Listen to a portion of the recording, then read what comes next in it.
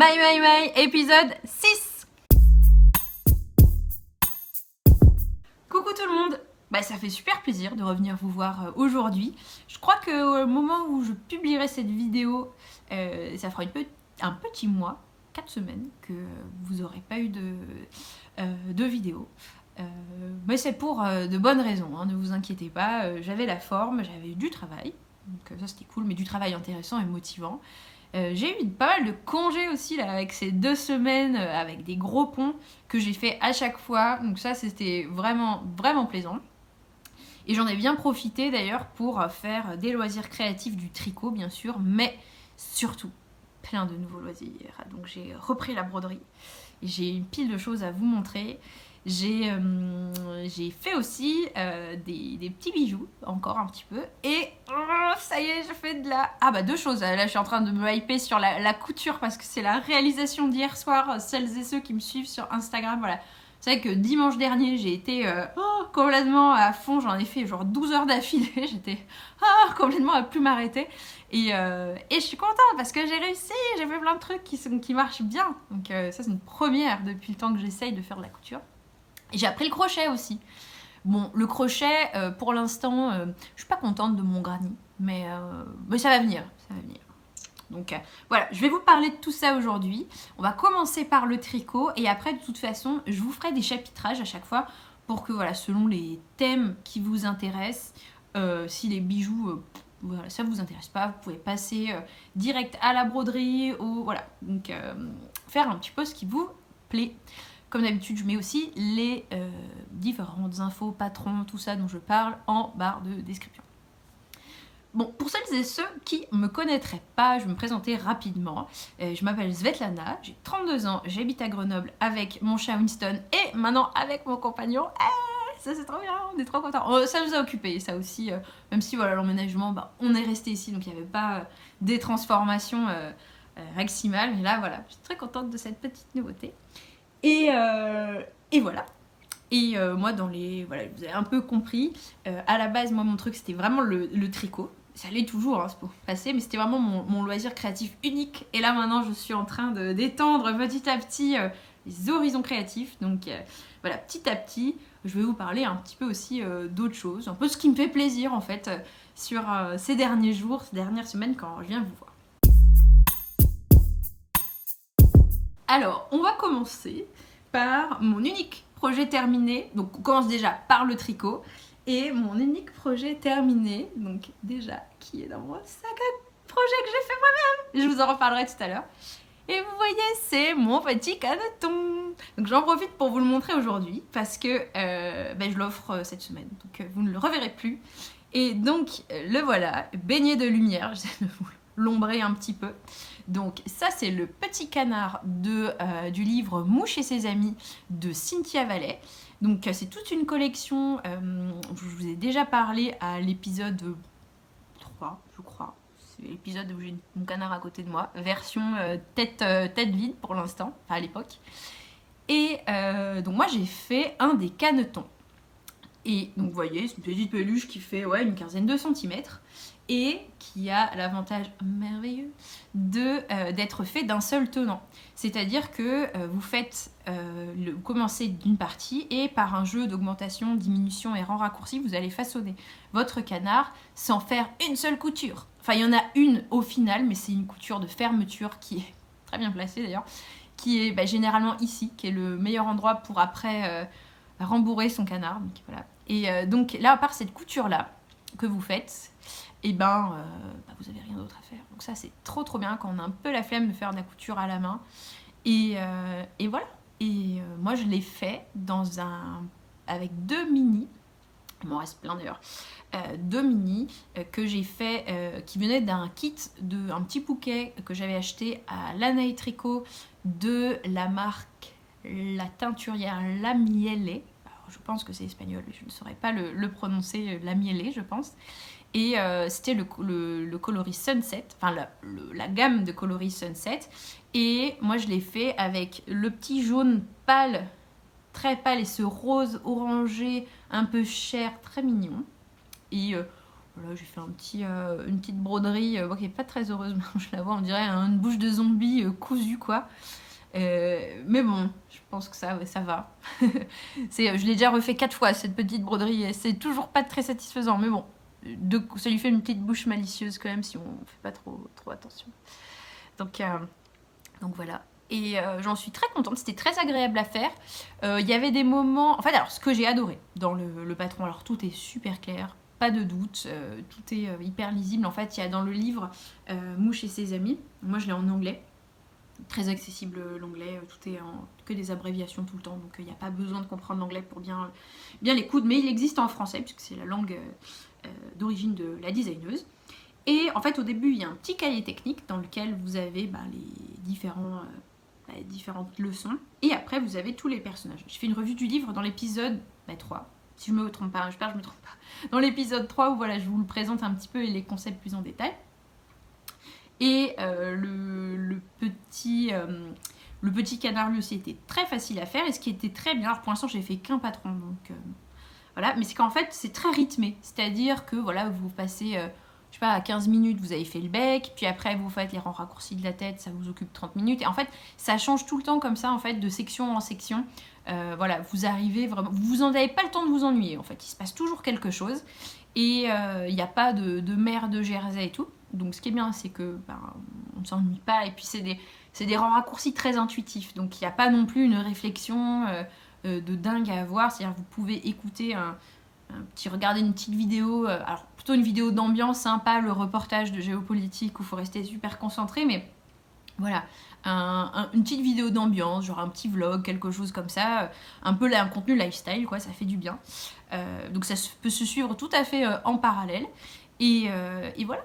Et donc ça se tricote par contre dans des aiguilles minuscules, parce que donc ça c'est du fil à chaussettes que j'ai utilisé. Et je l'ai tricoté en aiguille 3. Moi je serre pas mal, donc l'aiguille 3 c'est très bien, elle précommandait 2,25 ou 2,5, je sais plus. Et mais moi vous voyez l'attention, c'était ce qu'il fallait faire. Le seul passage ici que j'ai trouvé pas très agréable, parce que moi je suis pas très... En fait je me rends compte pour l'instant, je n'ai pas encore rencontré vraiment... Enfin, je l'ai rencontré, mais je n'ai pas encore eu de coup de cœur pour le tricot de chaussettes, les petites circonférences, les petits travails d'orfèvrerie avec des minuscules aiguilles. Pour l'instant, c'est pas trop mon truc. C'est-à-dire que j'ai des chaussettes qui sont... Enfin, j'ai une paire de chaussettes. Deux, allez, parce qu'il y en a une pour mon compagnon. Mais elle, c'est pour des raisons techniques de taille. Voilà, j'en parle à l'épisode 1. Qui sont en train d'hiberner dans leur sac à projet. Et en fait, les petites circonférences, déjà les chaussettes, bon, pour l'instant, c'est pas encore un objet qui me passionne. Je pense que c'est un peu le... Je suis plus intéressée pour l'instant par les grandes pièces. Alors, il y aura peut-être un moment où j'aurai un peu fait le tour, parce que là, genre, je me sens très... c'est hyper récompensant, je trouve, de faire un habit, après on le porte, on le voit tout le temps et tout, alors que pour l'instant, j'ai surtout envie de faire des habits qui se voient, que je peux vraiment observer et tout, alors que les chaussettes, j'ai une paire que je suis contente d'avoir faite, mais quand je les vois, je suis pas aussi contente que quand j'ai fait un pull, quoi. Donc pour l'instant, pas trop mon truc. Et aussi peut-être le geste, je crois que je préfère les plus grosses aiguilles. Enfin tout ça, voilà, c'est mon goût du moment, hein. On n'est pas à l'abri d'un changement, peut-être d'ici quelques années, j'aurai enfin le goût de la chaussette. Sachant que j'ai vu une vidéo intéressante, je crois que c'était de Fruity Knitting, que j'adore, vraiment je vous les recommande à fond si vous avez envie de progresser, en tout cas d'apprendre des choses sur le tricot, parce que c'est une mère et sa fille qui font des émissions, parce que c'est pas un podcast, hein, même s'il y a des moments où elles montrent leurs encours et tout, en fait c'est vraiment des reportages, elles font du journalisme tricot. Et tous les mois ou tous les 3 semaines, je crois, elles sortent une vidéo où elles vont... interviewer un designer, une designeuse dans le monde, faire un reportage généralement associé à un lieu, faire des shootings aussi avec des habits, des designs de tricot qu'elles portent. Enfin, c'est pas les leurs, c'est les designs d'autres gens, mais elles les portent. C'est super sympa.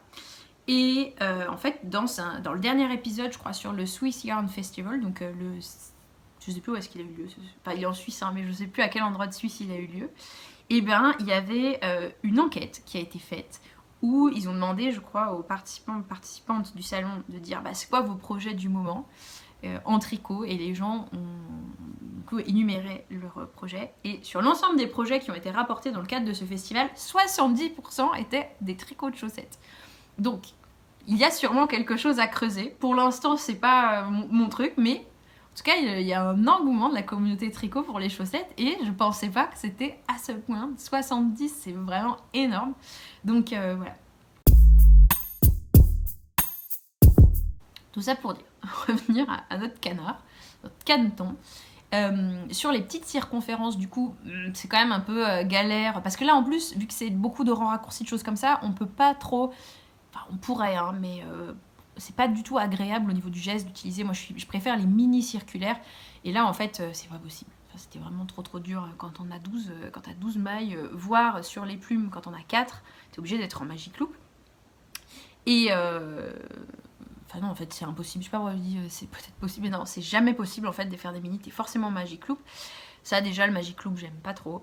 Et là en plus le Magic Loop, là où j'ai vraiment eu bloqué, où le canard est resté dans son sac à projet pendant quelques temps, c'est quand j'ai dû faire les plumes.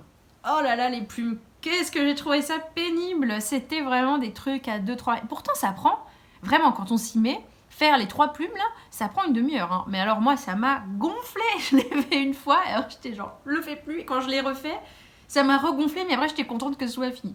Mais tout le reste, par contre, trop agréable. Et puis en fait, on apprend plein de choses. En fait, je trouve, avec le façonnage de peluche, et ce qui est très chouette, c'est qu'avec les jeux d'augmentation-diminution, quand on est un peu débutant, alors moi je tricote depuis 15 mois, ça va être c'était mon trick anniversaire en janvier. Et en fait, du coup, j'ai commencé à avoir quelques techniques et tout, mais je trouve que sur les augmentations, diminutions, les impacts de ces choses-là, quand tu les fais à tel endroit versus tel autre, quand on rassemble tant, qu'est-ce que ça va donner, bah, je trouve que le tricot de peluche, en fait, comme c'est immédiat, c'est-à-dire t'as pas 18 rangs avant de comprendre ce qui se passe, hein, tu fais ton rang et après tu vois de suite comment ça va créer du volume ou en enlever, et bah, c'est très pédagogique. Donc voilà, si vous avez envie de tester, moi je vous recommande à fond, parce que ça, je pense que pour les adaptations de Patron à sa morphologie, c'est une bonne école, en fait, une école minuscule, mais une école qui vous permettra de progresser sur ça. En tout cas, moi, je vois plus clairement, en tout cas sur les épaules, les choses comme ça, ce qui peut se passer avec ça. Alors, je ne serais pas capable d'aller inventer mes propres designs aujourd'hui, hein, que ce soit clair, mais la lumière est un peu plus... elle est un peu plus là, voilà, tout simplement. Donc voilà, le petit caneton de Cynthia Vallet, terminé, et qui sera offert cette semaine. Alors maintenant, on va rester dans le tricot et on va parler de... toujours dans mon sac à projet maison. Ah, qu'est-ce que c'est? Ah, c'est bon, bah justement, c'est mon tricot qui dépasse. Un en cours qui est... Oh là là, mais vous l'avez déjà vu, et il est devenu géant depuis. De ma combi Zao. Voilà, tellement grande maintenant, je sais plus comment la mettre de côté. Voilà, la combi Zao de Lily & Stitch. Et donc voilà, donc j'avais fait commencer sa combinaison, c'est un test qu'on a terminé pour le 26 mai, donc je dois me dépêcher de finir les gambettes. Et d'ailleurs je vais aller bobiner du fil parce que j'en ai plus après vous avoir papoté pendant ma pause midi. Alors, je vous ai déjà parlé de ce modèle la dernière fois, j'adore la construction du patron, c'est extrêmement flatteur, hein. Genre moi j'avais un doute sur, alors les combi shorts j'avais pas de doute parce que j'aime bien, j'en ai déjà porté et tout, et je trouve que ça peut être assez flatteur selon le truc. Moi j'avais un des doutes, c'était sur ces épaules échancrées comme ça. Ah, ces épaules échancrées, ça peut vraiment faire un bloc ici et tout, enfin surtout quand on a une morphologie un peu en A comme moi, je me disais c'est peut-être pas quelque chose qui équilibre vachement ma silhouette. Et ben en fait, bah heureusement que j'ai tenté quand même, parce que ça tombe extrêmement bien. Alors moi, je n'ai pas une poitrine immense, hein, donc ça va. Enfin, ça va en termes de... Je sais que parfois, il peut manquer des pinces ou des choses comme ça, pour des pinces poitrine, pour des personnes qui en ont plus que moi. Mais en tout cas, ça tombait nickel tel quel. Et les rangs raccourcis, tout ça. Alors là, c'est assez... je vais pas vous l'essayer, parce que là, c'est quand même...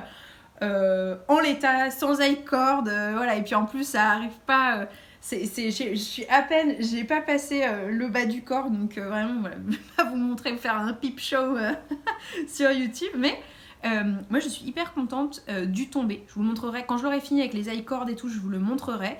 En fait tout est bien quoi, c'est-à-dire que en haut on a, donc on choisit sa taille pour le haut, sa taille pour le bas, et on a un tableau de raccord qui nous dit si vous faites la taille 3 en haut et la taille 4 en bas, combien vous devez faire d'augmentation. Sachant que vous pouvez faire taille 2 en haut, taille 8 en bas. Voilà, c'est vraiment...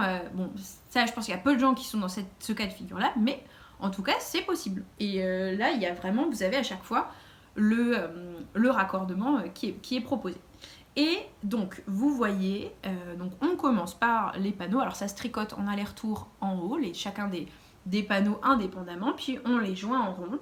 Et on joint encore pendant quelques centimètres, après on fait la belle torsade et après on part en mode tricot de short, on fait des augmentations le long de l'entrejambe et voilà, jusqu'à atteindre la taille et la longueur voulue avant de séparer les jambes. Sachant qu'en plus, la designer, donc elle est déjà très pédagogue, et en plus elle explique plein d'endroits, bah tenez, si vous voulez rallonger comme ci, si vous voulez faire comme ça, et ben vous pouvez prolonger de temps. Par exemple, si vous voulez faire un effet plus taille haute, bah vous prolongez l'entrejambe et vous le porterez plus haut. Enfin voilà, il y a plein de manières. Enfin bref, c'est super bien fait, très bien expliqué. Et j'en suis très contente. Et je pense que c'est pas du tout le premier design. Enfin, c'est pas le dernier, pardon, si c'est le premier design, mais c'est pas le dernier que je ferai cette designer parce que je trouve qu'à la fois dans les designs qu'elle propose, très très beaux. Elle a fait des shorts, elle a fait des hauts à manches longues, elle a fait plein de trucs.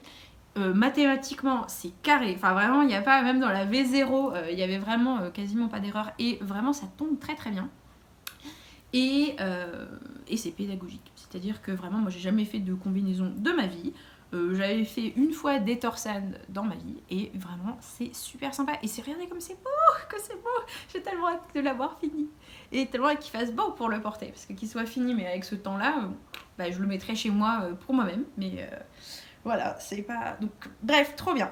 Alors, à la fin, moi, j'avais jamais fait de tricot de short. Alors, surtout, là, moi, je le tricote, pour vous dire, en fingering. Donc, avec la pernelle de Naticea, la pernelle que j'adore, que je chéris, que je suis en train de faire dans mes autres encours en ce moment. Et je ne vais pas m'arrêter parce que je la trouve hyper agréable à tricoter. Et les coloris sont magnifiques. Bon, je vais pas vous faire le topo à chaque épisode. Vous commencez à être au courant que j'adore les fibres de Naticea, que je les trouve trop belles, que je suis hyper contente, blablabla. Les couleurs trop belles, donc voilà, idem que précédemment. Et tout ça pour dire que ouais, fingering, donc on en a de la maille sur les tours. Et moi je fais la taille 4 du short. Pouf, à la fin, et là je fais des augmentations, à la fin je vais avoir 400 mailles. 400 mailles sur mon tour par rang. Oh là là, c'est vraiment très très long. Et j'ai pas fini. Il me reste encore, allez, 5 cm comme ça, avec des... Oups, je viens de perdre les mailles. Avec des augmentations et tout, et c'est extrêmement long. Mais ça vaut le coup.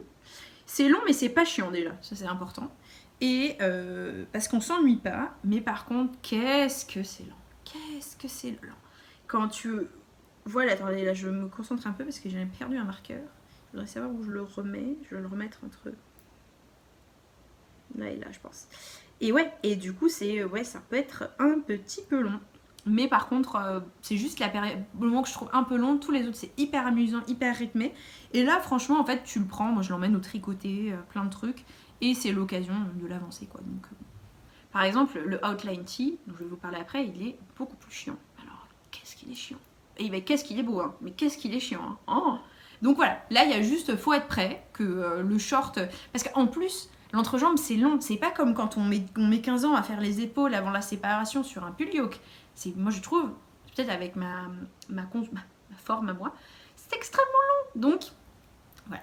Mais le résultat, le jeu en vaut la chandelle, parce que la combinaison est trop beau, et d'ailleurs le patron est 3 en 1, donc si vous voulez faire que le haut, que le bas, attendez je me fais, que le haut, que le bas, ou les deux, et ben c'est possible. Vous avez tout dans le patron qui sortira normalement début juin. Voilà pour la combi Zao. Alors, dernier en cours tricot. Ah non, j'en ai oublié un, j'irai vous le chercher après.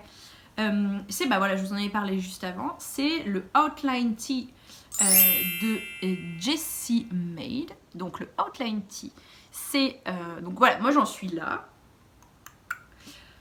Le Outline Tee, c'est un pull dont la partie la particularité, c'est d'avoir ce qu'on appelle des mailles coulées, c'est-à-dire que vous tricotez, et à la toute fin, vous sécurisez à un moment donné en bas 2 mailles, et en fait, après ce que vous allez faire, 2 mailles, répétez autant de fois que le modèle le spécifie, quoi, ces mailles sécurisées, parce qu'en fait, après ce que vous allez faire, c'est que vous faites tout votre truc, et à la fin, vous allez tirer, défaire toute une maille tout le long, qui va redescendre, et donc ça fera un jour, en fait, le jour du outline tee, il fait comme ça, il fait un outline, le contour, en fait, du col, et après il descend, et il va jusqu'en bas. Modèle super joli, mais là moi je suis dans la mer de Jersey, c'est-à-dire que c'est un bottom-up, et donc là j'ai fait les côtes, et je les monte jusqu'à je sais plus combien de centimètres. Moi je fais la taille 3, je voulais max d'aisance, non, ou 4, moi je crois que j'ai 272 mailles. 272 mailles, moi qui aime bien tricoter en DK et Aran, voilà franchement, c'est long, ça vaut pas les quasi 400 du Zao, mais là, purée, et surtout que le Zao il se passe des choses, donc en fait il y a les côtes, il y a les bandes de côtes sur les côtés, je vous le remonte pas, vous l'avez vu tout à l'heure, il y a les bandes de côtes sur les côtés, il y a les augmentations de l'entrejambe. Là, il ne se passe rien, c'est-à-dire que vraiment, vous faites que ça, et voilà, il y a des marqueurs de temps en temps qui se déplacent, c'est tout. Et alors là, c'est bien d'avoir un petit projet comme ça, mais bon. C'est peut-être pour ça que les gens aiment les chaussettes à la vanille, en fait, parce que c'est du mer de Jersey à part talon pointe, et en fait, de temps en temps, il se passe quelque chose. Là, il se passe rien, donc c'est un peu long.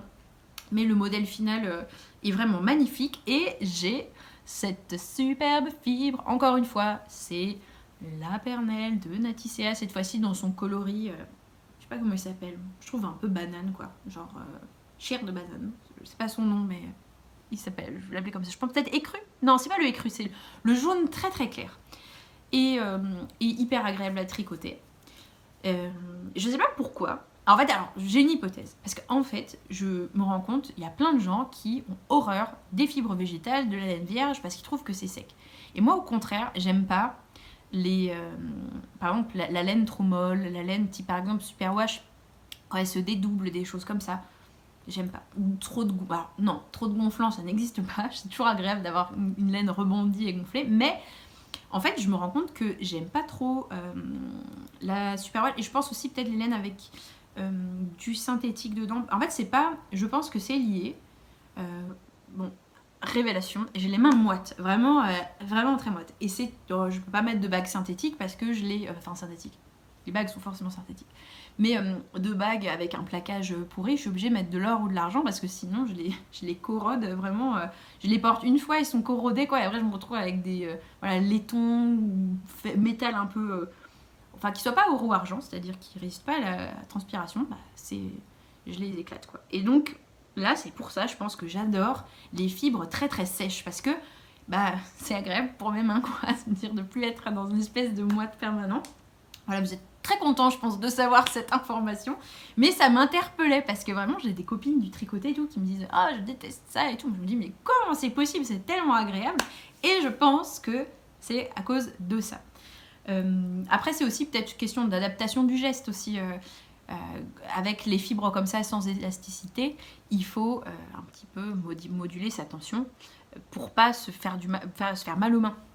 Ça c'est un pli à prendre, c'est pour ça que c'est pas mal de commencer par exemple le coton mérino de Knitting for Olive qui revient, ça y est, qui a un réassort qui a eu lieu cette semaine normalement, pas encore à l'heure où je vous parle mais prochainement, donc ça c'est cool, et voilà, ça peut faire un intermédiaire, comme il y a un peu moins d'élasticité, mais il y a il y a quand même du rebondi, des choses comme ça permet de faire peut-être une transition douce. Et moi je me dis, c'est vrai, mon premier projet, c'était du coton mérino, coton mohair. En tout cas, c'était la fibre, c'est un fil chaîné, de coton chaîné, et dans lequel on avait soufflé, je pense, du mohair en fait. Et maintenant que j'y pense, ça doit être ça.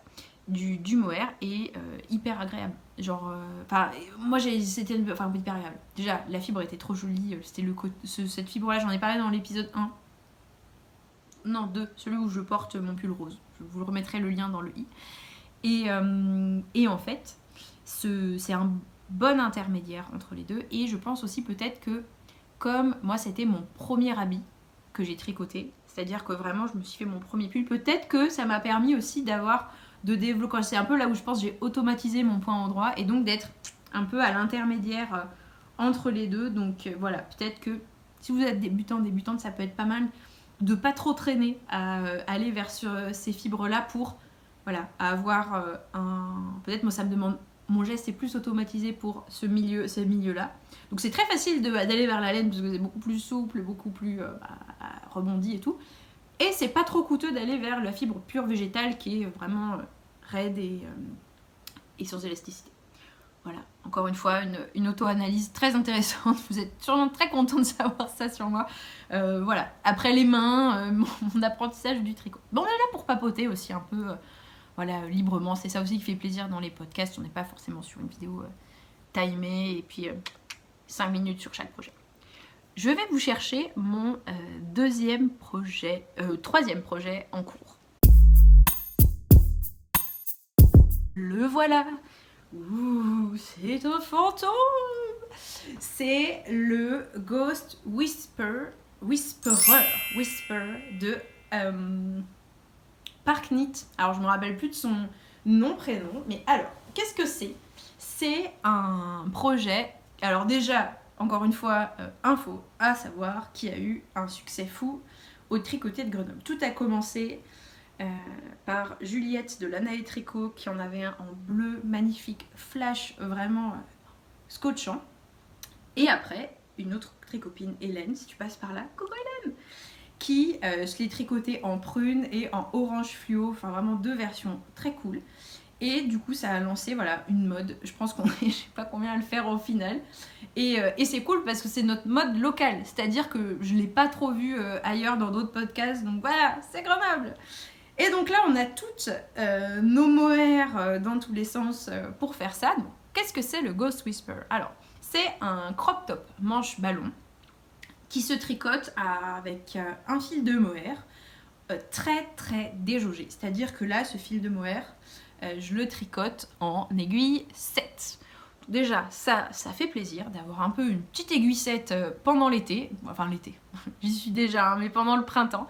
Ça fait plaisir et ça permet, moi c'est la première fois que je tricote aussi déjaugé et du mohair comme ça. Oh, et regardez-moi ça, regardez-moi comme c'est génial. Oh, vraiment un petit fantôme là, et regardez comme, oh j'adore l'étoffe que ça fait. Moi j'avais fait un petit échantillon en fait j'avais pas de, la designer a dit 6,5, j'avais pas de 6,5. J'ai testé 6, c'était un peu trop serré à mon goût par rapport au mohair, donc je l'ai fait en 7.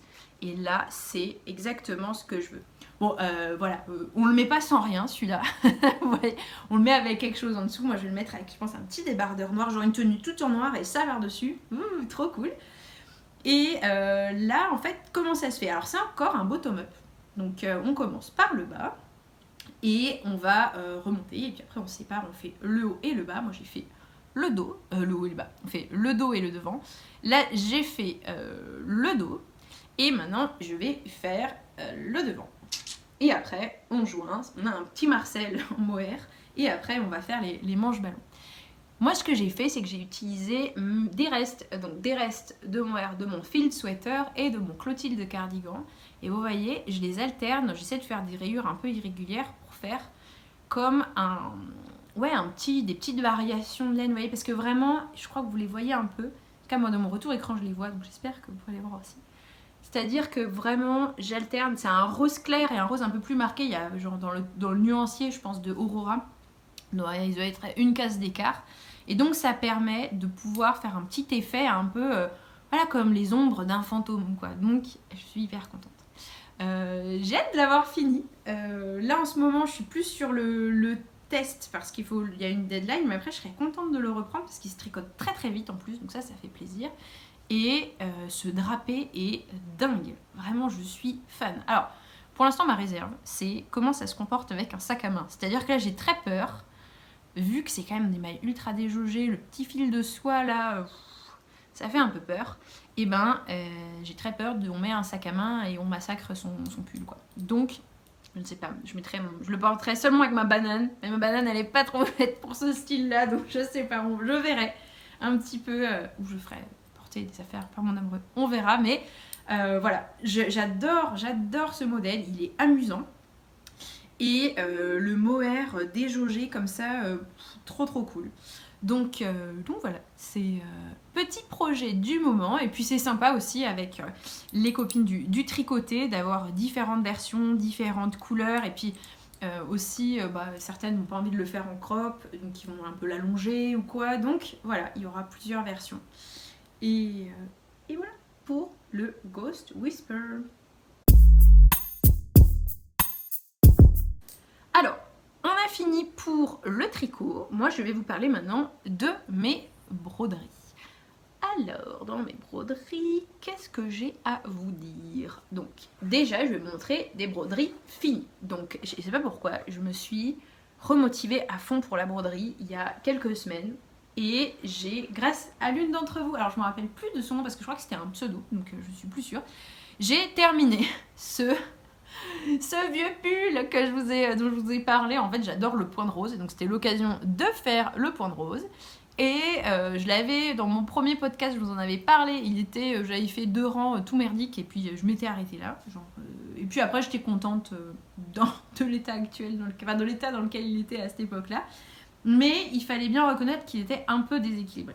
Donc là, moi je me posais 200 questions, parce que c'était un pull raglan et je me disais ça fait moche de continuer sur c'est pas un yoke quoi, donc ça faisait bizarre de casser un peu la ligne et de continuer les trucs sur les côtés comme un yoke.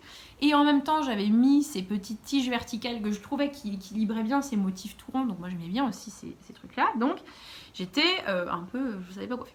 Et l'une d'entre vous m'a très astucieusement donné l'idée au lieu d'essayer de l'étendre sur les côtés, de le prolonger dans la verticale. Et en fait, il manquait genre 3 fleurs. Je crois que j'ai rajouté genre celle-là, celle-là et celle-là.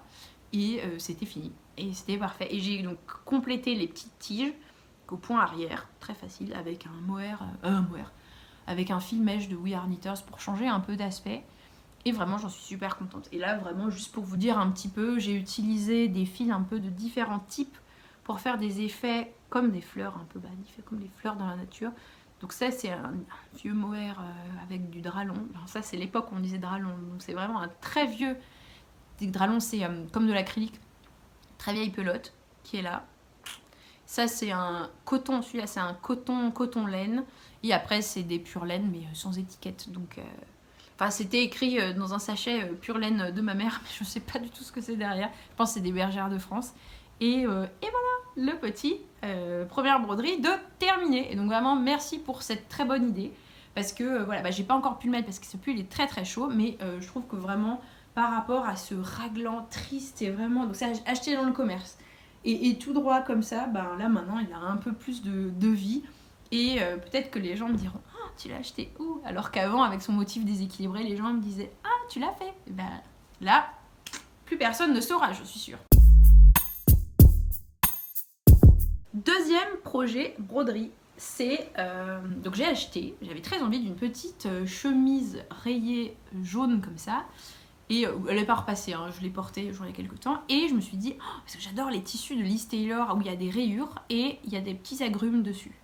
Je me suis dit, je vais me faire une petite orange. Donc là, j'ai récupéré un patron dans le livre Apprendre à broder en 10 leçons de Juliette Michelet. Donc il y a plein, en fait, il y a un moment donné, je l'ai à côté pour vous montrer. J'adore ce livre, il est trop bien. J'ai tout appris de la broderie, enfin tout. Toute ma connaissance actuelle de la broderie, je l'ai de là. Alors, elle n'est pas immense, cette connaissance, mais elle permet quand même de faire des petites choses.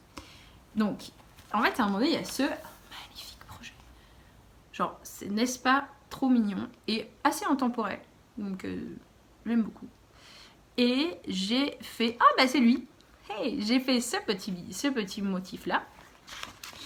Et je me suis dit, un petit agrume sur cette chemise. Oui, c'est ça, agrume sur chemise. Et ce sera super sympa et ça donnera un côté,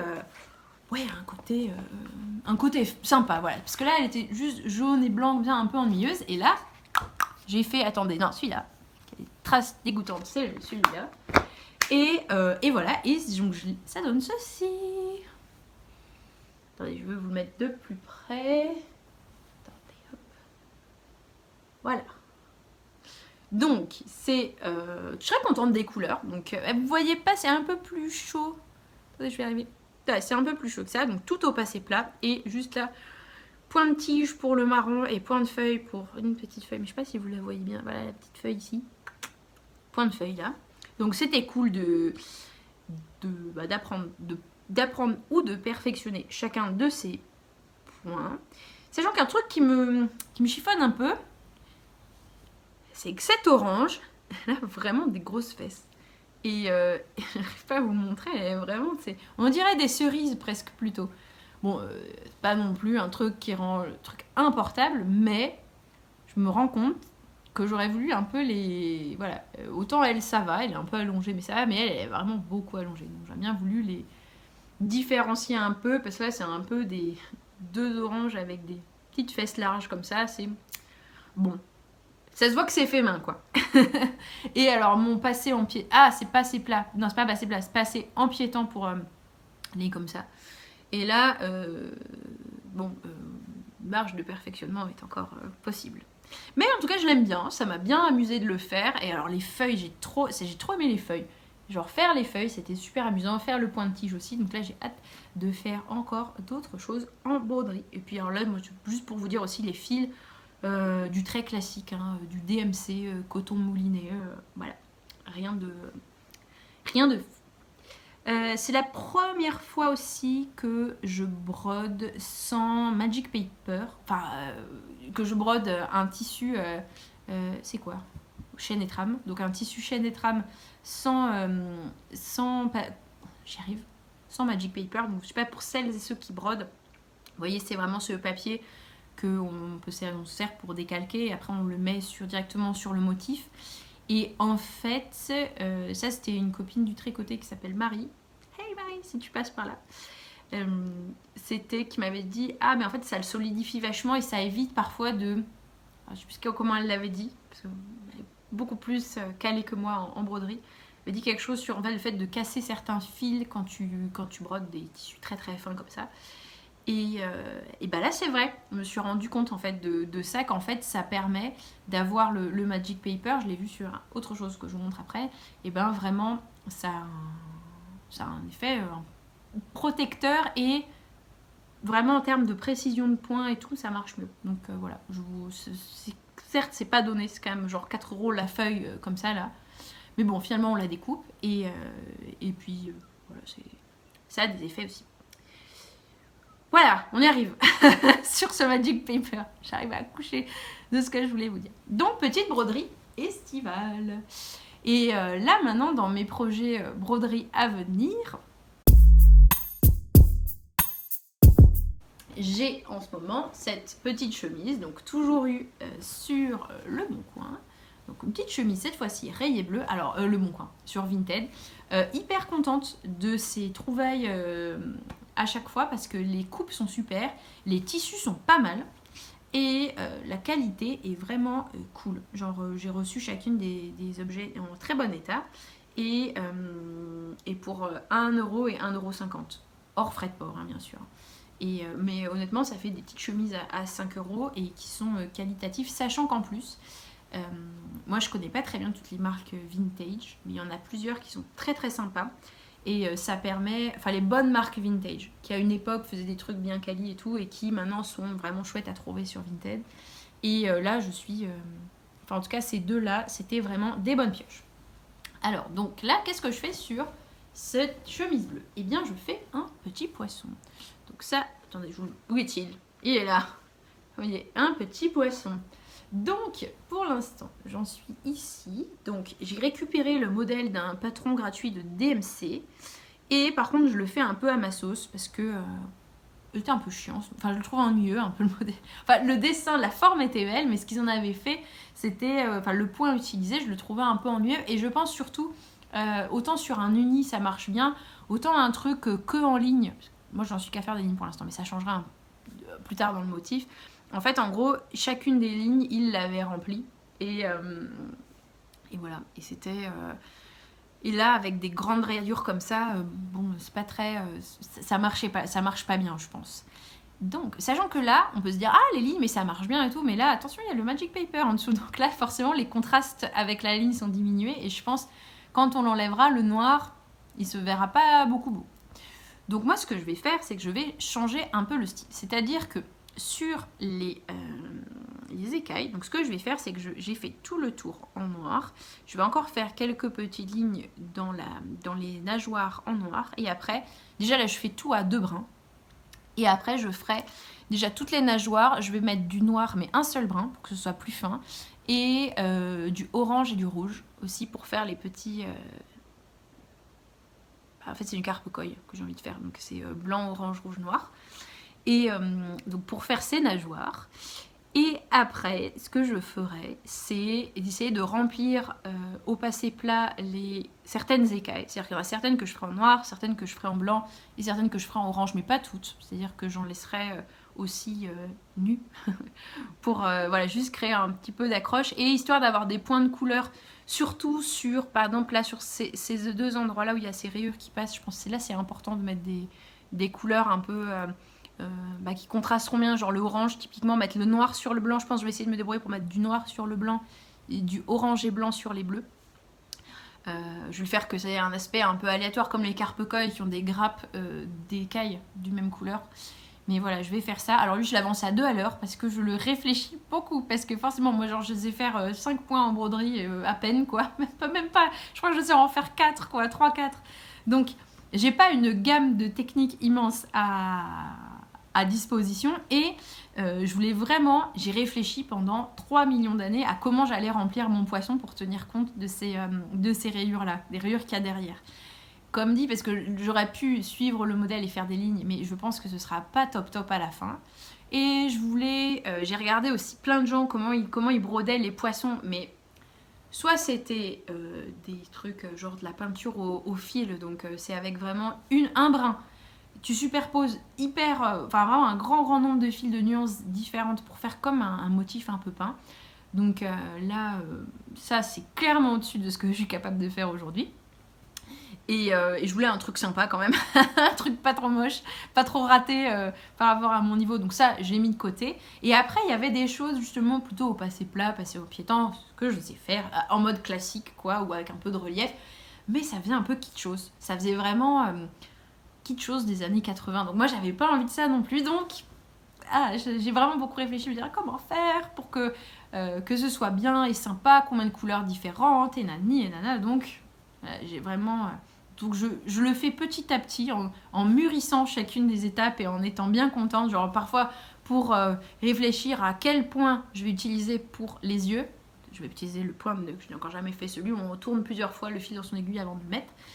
Voilà, je réfléchis pendant, mais ça me prend, mais... Alors je fais pas que ça, hein, je passe la journée à penser à ma broderie, mais je me rends compte que chaque décision, genre quelle tige de nageoire je vais faire en noir et en orange, voilà, ça peut me prendre quelques jours avant que je me dise ce sera celle du début et celle du truc qui seront à 2 brins, celle-là qui sera un brin mais en orange, nana, pour à la fin être très contente de mon motif. Par contre, ce que j'avais pas pensé et qui change vachement la précision, c'est que je brode une poche. Et je brode une poche qui a deux épaisseurs de tissu. Donc voilà, c'est un peu chiant, mais c'est pas grave, c'est amusant et je suis sûre que ce sera sympa à la fin.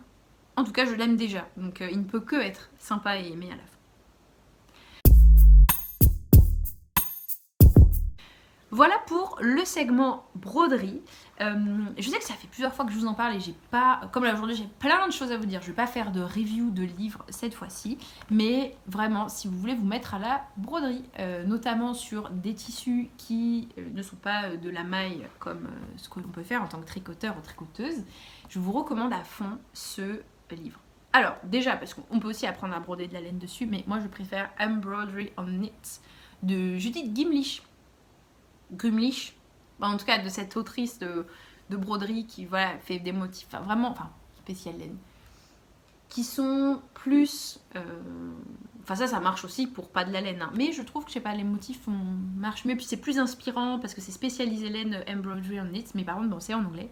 Ça c'est un livre français et qui est super bien, super clair dans le sens où pas de blabla quoi, c'est vraiment voilà, on commence, il y a écrit matériel, 5 points. Et hop, bam, comment on fait pour reporter un motif, comment on fait ceci, comment on fait cela. Et en fait, il y a juste l'essentiel à savoir et ça marche super bien. Donc, moi, j'ai vraiment tout ce que vous avez vu là, sous vos yeux, peut-être pas ébahis, mais vos yeux curieux en tout cas, et ben, je l'ai fait grâce à ce livre. Et moi, en tout cas, je trouve ça plutôt cool. Donc, genre, j'étais contente de ça. Voilà, faire ça sans patron, d'improviser.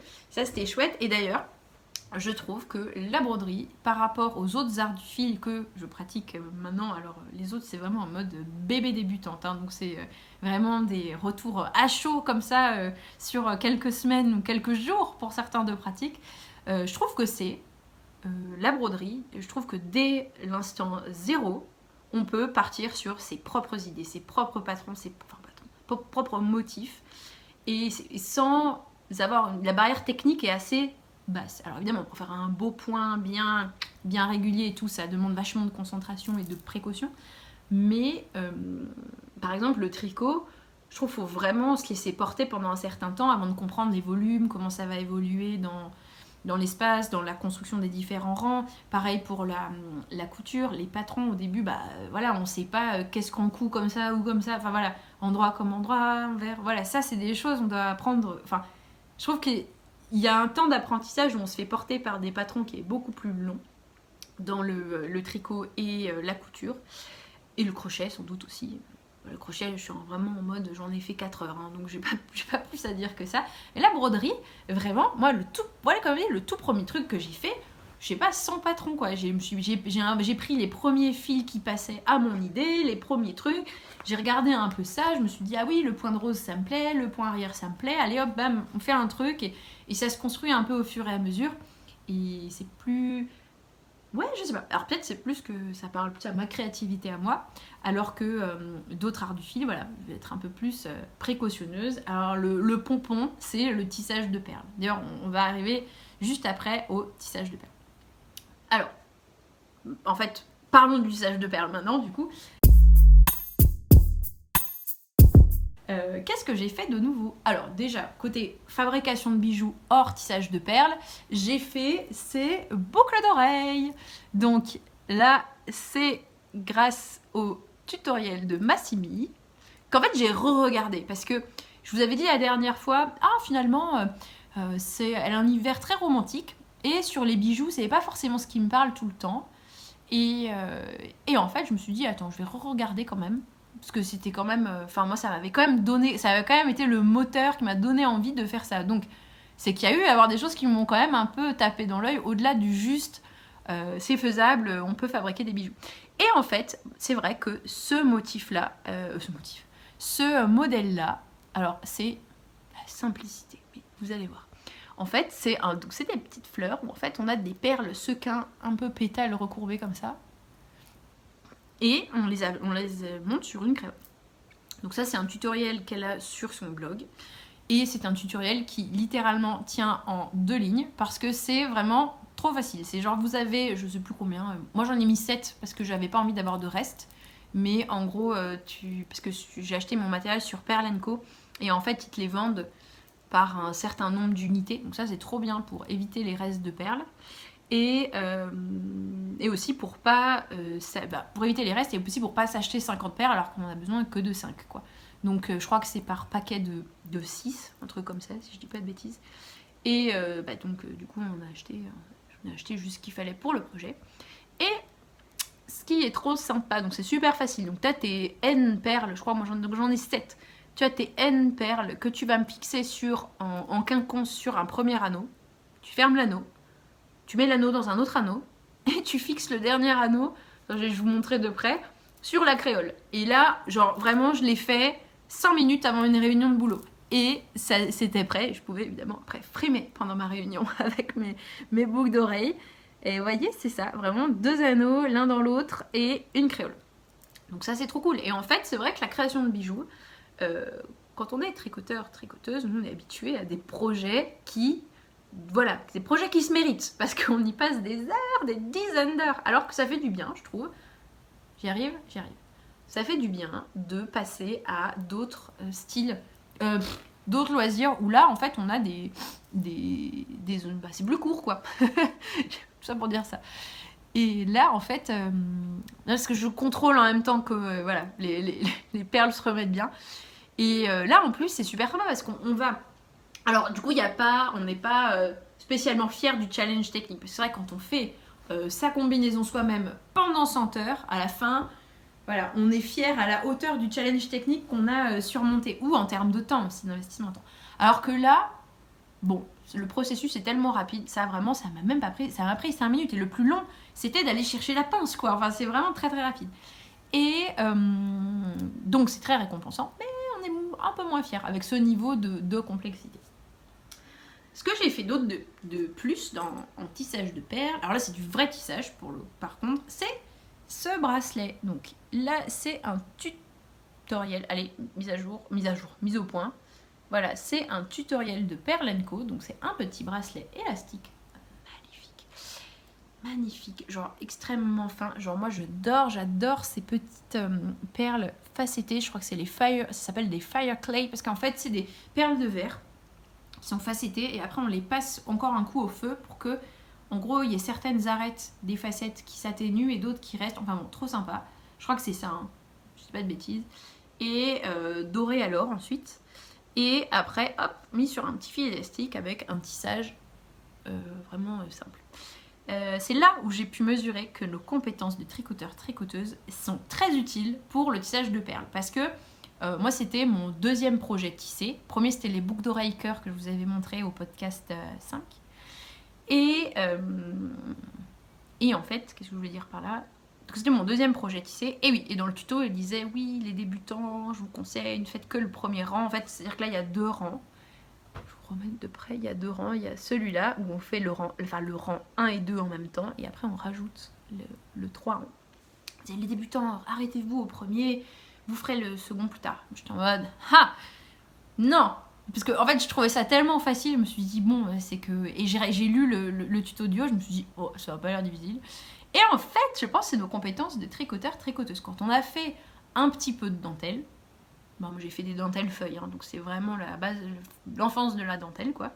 Et c'est-à-dire, on comprend, en fait, on a bien la logique de l'aiguille passer à gauche, à droite, sous, au-dessus, enfin voilà, ça, on l'a bien en tête quand on fait du tricot. Mais là, vraiment... fastoche. Enfin, il n'y avait pas de difficulté. Je ne suis pas spécialement talentueuse en loisirs créatifs, quoi. Je pense pareil que tout le monde... Enfin, je sais pas, ça vient pareil que tout le monde en y passant du temps, quoi.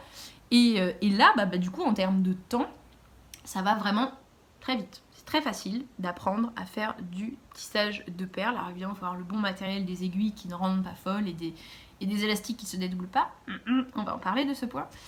Et là, vraiment, c'est accessible et ça fait super plaisir parce que là encore aussi un petit projet très sympa à faire. On a Pearl & Co fait beaucoup de tutoriels, donc c'est intéressant de pouvoir les suivre. Et donc voilà, ça c'est cool. Le seul problème ici, c'est que voilà, j'ai cassé parce que j'ai pas bien fermé, parce que j'ai voulu faire un peu à mon idée. Et mes idées n'étaient pas bonnes. En fait, ce que j'ai fait, c'est que j'ai cassé pas une fois le fil. C'est-à-dire qu'en fait, on va monter le bracelet et en fait, on commence au début comme un German Twisted, entre guillemets, dans le sens où on commence au milieu, c'est-à-dire du fil. C'est-à-dire qu'on a notre grand fil élastique et en fait, on va commencer au milieu de la longueur. Et ce qui se passe, c'est qu'après, donc, on utilise les deux pour monter le premier rang et après, on le ferme en rond et après, on en prend un et on fait en haut le rang qui reste. Sauf que, à force de passer l'aiguille, parce qu'en fait, on passe et repasse les aiguilles dans l'aiguille et la perle, l'aiguille et le fil dans parfois plusieurs fois les mêmes perles. Donc en fait on refrotte avec l'aiguille sur l'élastique et ce qui peut se passer, c'est qu'au bout d'un moment l'élastique s'abîme et après s'effiloche complètement et on peut plus rien en faire. D'ailleurs on voit dans le tutoriel la personne qui utilise le fil, elle a le même souci à un moment donné, elle montre comment faire pour changer son fil. Donc moi j'ai abîmé la première extrémité et après la deuxième je l'ai même carrément cassée, c'est-à-dire qu'il ne me restait plus rien. Et là j'étais genre, je ne sais pas quoi faire maintenant, parce qu'elle disait que du coup quand vous en avez cassé un, vous utilisez la deuxième de telle manière et tout, et donc ça je l'avais déjà fait et après moi, il me restait plus rien, donc j'étais genre désemparée, genre il me restait même pas, en fait j'avais vraiment éclaté le fil, donc il me restait pas assez. de longueur pour faire un nœud avec un nouveau fil. Donc j'étais vraiment dans la mouise. Et donc ce que j'ai fait, c'est que je me suis dit au début, je vais faire comme pour un tissage au fil de nylon. Au fil de nylon, aucune élasticité. Et c'est le même qu'il doit y avoir dans les chaussettes d'ailleurs, plus épais que celui dans les laines à chaussettes. Et donc très peu d'élasticité. En tout cas le fil à nylon tout seul pour le tissage de perles. Et en fait ce que tu fais, c'est que tu fais comme pour rentrer un fil. C'est-à-dire que tu vas le passer dans différentes perles dans le sens du tissage de manière à ce que ça se voit pas. Et c'est caché. Après tu coupes à ras et c'est terminé. Moi je me suis dit je vais faire pareil. Je ne sais pas quoi faire d'autre. Idée pourrie. Je l'ai mis une fois, genre tout va bien. Et après, je l'ai mis une deuxième fois et là, catastrophe totale. Et donc là, je suis coincée parce qu'il me reste ce minuscule truc de fil. Et là, voilà, vous voyez ce minuscule truc de fil. Et pour une perle qui a cassé, et je sens qu'il ne faut pas trop que je tire sur l'élastique parce qu'il peut se passer des embrouilles. Et je ne sais pas quoi faire. Donc là pour l'instant il est au purgatoire des projets en attente de résolution jusqu'à un moment donné, genre l'inspiration de tomber, on se dit aujourd'hui je m'occupe de ce projet en attente. Pour l'instant son heure n'est pas venue. Et donc en attendant, en perles, je fais un petit motif. Alors là il me reste plein de perles Miyuki. Les Miyuki c'est vraiment les toutes perles un peu de rocaille que vous voyez comme ça, l'espèce de petit cylindre. Et donc là ce que je fais pour l'instant, c'est que je me fais des boucles d'oreilles avec ça. Je vais me faire un losange et un deuxième losange et puis voilà, j'en ai tellement de stock maintenant parce que là c'est comme la laine hein. C'est vous avez pardon pour l'éternuement. J'enchaîne comme ça, aucun problème. Mais ouais en fait j'en ai plein et donc du coup je me dis c'est quand même con d'en avoir autant et de rien en faire parce que moi je les avais achetés pour un tuto en particulier et donc il m'en reste plein.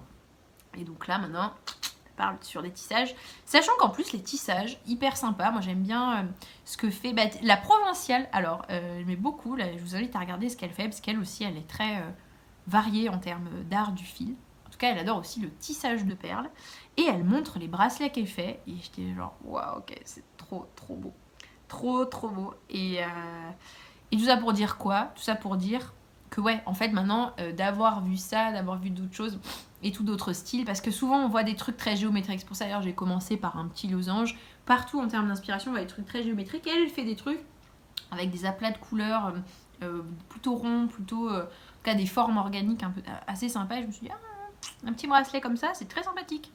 Donc je vais faire quelque chose comme ça prochainement, mais d'abord terminer cette petite amorce de boucle d'oreille et vous voyez elle sera comme ça, amorce de boucle d'oreille et résoudre ce petit machin avant de partir sur encore quelque chose de nouveau.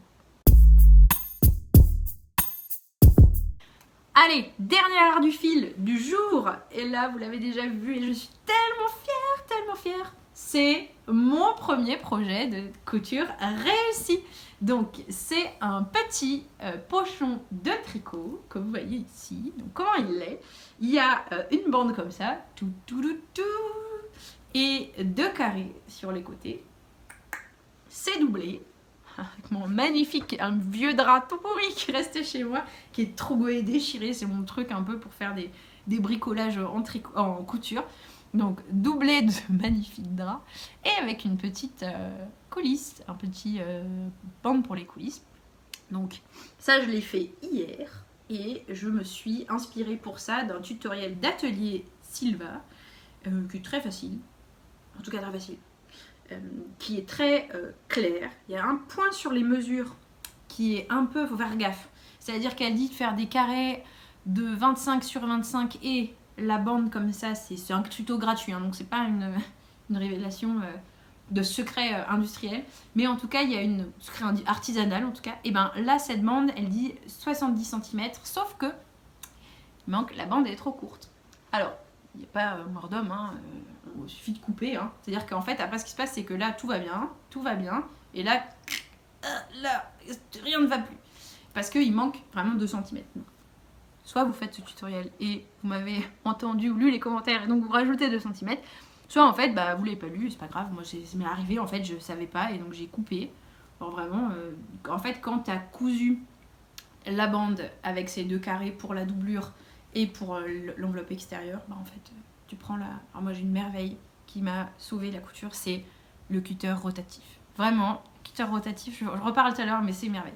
Et ben on le met à plat, bam, et on coupe au cutter rotatif et c'est terminé les amis. Et c'est bon, vous avez la bonne longueur et vous pouvez avancer avec sérénité vers la suite du tutoriel. Donc voilà, donc je suis super contente parce que pour celles et ceux qui ont peut-être suivi, je crois que je dis dans un podcast précédent, mais la couture, ça m'a toujours fait envie, mais j'ai toujours fait des merdes. Voilà, je le dis. Genre des trucs, mais ratés, mais genre mal coupés, avec des erreurs, genre des coutures, mais vilaines. Et à la fin, genre, en fait, j'avais un cycle de 2 ans, c'est-à-dire, je me dis, ça y est, j'apprends à coudre, je fais un truc, c'est foiré. Alors, je suis hyper diligente pendant genre 1 jour, 2 jours sur mon projet. À la fin, ça donne une merde, qui est généralement un habit qui est importable. Je me dis, oh mon dieu, c'est terminé, c'est pas pour moi et tout. Et 2 ans se passent, et 2 ans, je reviens en mode, ça y est, je me mets à la couture. Et ça faisait 2-3 cycles où c'était un peu le bis à chaque fois et où j'ai fait un oreiller raté, un t-shirt, une blouse ratée, un sac raté. Voilà, j'ai raté plusieurs trucs. Et là, je me suis dit, bon, maintenant tu as fait du tricot, tu fais de la broderie, ça te fait envie, retente. Et donc j'ai retenté. Et voilà, et je suis trop contente parce que je le trouve très bien. Genre, regardez, j'ai bien dégarni les petits angles. Alors, dégarnir, ça veut dire quand on coud les 2 trucs, en fait, il y a une petite marge de couture. Et en fait, on la coupe pour que ça puisse bien.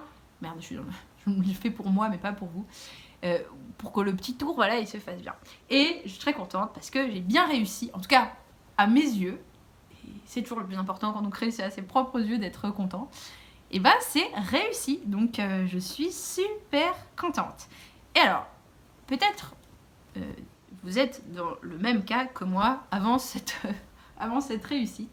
Parce que là maintenant, ça y est, moi je suis lancée, je suis allée sur le site de Liz Taylor, parce que voilà, quand on est dans le monde du tricot, on a des marques qui sont un peu à mi-chemin, qui sont dans les 2 univers, c'est-à-dire où il y a un projet artistique complet, et donc il y a la couture, le tricot. Et donc quand on est un peu dans le tricot, on voit les beaux tissus. Moi franchement, les tissus Liz Taylor, et je les ai toujours trouvés mais canons. Je me disais, pourquoi je ne sais pas coudre? Je veux savoir coudre. Donc pour coudre, c'est merveille, en faire des trucs. Là maintenant que j'ai réussi ça, vous pensez bien, le truc que j'ai fait aujourd'hui, je suis allée à liztaylor.com, viscose, machin, truc, leur tuto débutant et tout, allez, c'est parti. Un petit patron, 2 patrons un peu coolos et c'est parti quoi. Donc maintenant ça y est, je suis dans le monde de la couture depuis ce tout premier pas, mais qui pour moi veut dire beaucoup. Ouais, parce qu'il y a une doublure et tout, enfin vraiment je pensais pas que je serais capable de faire ça. Un magnifique cordon crocheté par mes soins. Ça c'est pas, je comprends pourquoi on fait jamais des cordons en laine, hein, ça glisse juste trop mal.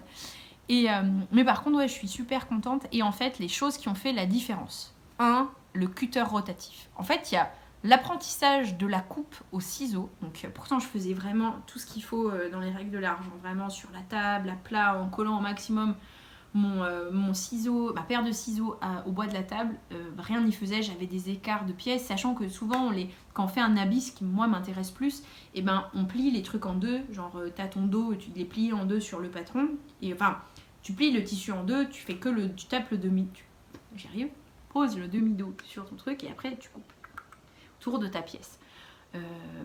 Avec le ciseau, pourtant j'ai un ciseau normal, j'ai le Fiskars orange que tout le monde connaît pour coudre, pour coudre. Bah, franchement c'est un apprentissage, hein. Et au début je merde, enfin ça se voyait, c'est-à-dire que je posais le patron dessus, il y avait des trucs en trop, des trucs en moins et tout, et j'essayais de corriger mais ça allait pas parce que forcément on décale un peu le tissu et comme on n'a pas encore le geste très précis, ça ne va pas. Donc là j'étais, genre ma mère m'a dit, mais Kikou, ma mère m'a dit, mais prends un cutter rotatif, c'est la vie le cutter rotatif. Et là maintenant ça y est, je l'ai et j'apprécie.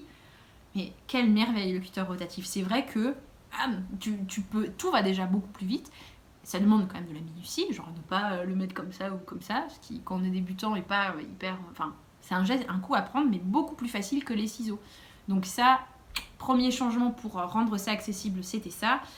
Deuxième changement, c'est en fait j'ai acheté un livre qui est Je débute la couture de Liz Taylor décidément, et en fait elle explique plein de trucs, et notamment elle explique un truc sur les fils, la qualité des fils à utiliser. Et en fait elle explique 2 choses, elle explique qualité des fils à utiliser et nettoyer et huiler sa machine. Ça change tout, parce que moi j'ai récupéré une machine de ma mère justement qui était ni huilée, ni rien, ni nettoyée. Je pense qu'elle avait pas été, parce qu'en fait elle était au club, enfin C'est la machine de ma mère que ma mère m'a prêtée au club de couture dont elle était membre. Et en fait, elle l'a récupérée après des années d'usage dans le club de couture. Et le truc, c'est qu'elle n'a pas été entretenue depuis. Et donc là, avant cette séance-là, en fait, ce que j'ai fait, c'est que j'ai lu ce livre et il disait il faut faire ça, c'est important. Donc j'ai ouvert le truc et là, il y avait des bourres de laine de partout. Donc là, je les ai enlevées avec un petit pinceau magnétique, enfin, synthétique quand elle avait bien les bourres. Premier changement, on sentait que le mécanisme était beaucoup plus fluide. Il paraît qu'avec de l'huile, c'est encore mieux. Donc là, je vais aller résoudre ça prochainement. Mais déjà, ça, c'était un premier truc. Ensuite, deuxièmement, j'avais des fils. Je crois que c'était un truc gratuit qu'elle avait eu, je sais pas, de Grasscall ou autre. Elle avait eu un coffret avec plein de bobines de fils de différentes couleurs. Et elle m'avait passé ça en mode, tiens, pour m'entraîner, mais elle m'avait pas dit trop la qualité de ce que c'est. Et j'ai juste... Et en fait, quand je cousais, le truc bourrait. C'est-à-dire que vraiment, en fait, sur le dessous, tu avances comme ça, tu vois ta couture qui avance, trop bien. Et en fait, tu retournes et là, horreur, genre vraiment horreur. À un moment donné, le fil, j'ai pris je ne sais pas où, et il fait une espèce de bourre, quoi. Ouais, il bourre, en fait, il fait vraiment des nœuds très distendus, très bizarres, les uns après les autres, comme ça. Et c'était horrible. Et donc ça arrivait tout le temps, soit ça, soit le fil cassait, enfin ça me rendait folle. Et donc je pense qu'il y avait, que c'était pas des fils de très bonne qualité. Et parce que quand j'ai changé, pour faire ça, donc ça je me suis acharnée jusqu'à terminer la canette de ce fil, j'avais la flemme de remplir une canette de fil, j'ai juste envie de coudre mon truc, donc j'ai tenu bon quand même avec ce mauvais fil jusqu'à la fin. Et en fait après j'ai acheté un fil jersey tout... Ouais, polyester, bon, je sais plus. En fait, il faut prendre une matière synthétique et que j'ai acheté à une mercerie à Grenoble qui s'appelle le Minou. Et alors là, ça change tout. Le fil ne se casse jamais, il ne bourre jamais et on peut faire des coutures nickel. C'est-à-dire, là, je peux pas vous les montrer, mais moi, de mon point de vue de débutante, j'ai vraiment vu un avant-après. Déjà, tu peux coudre plus de 20 cm sans que le fil pète, donc ça déjà, c'est très très bien. Et ouais, vraiment, tu sens, je sais pas, c'est plus fluide dans la machine, dans l'avancée du point. Il n'y a pas des moments où il y a des résistances dans le fil, enfin dans le tissu, et que ça... Comme une variation de tension un peu mal d'insubite, quoi. Donc on n'a pas ça, et c'est vraiment très cool.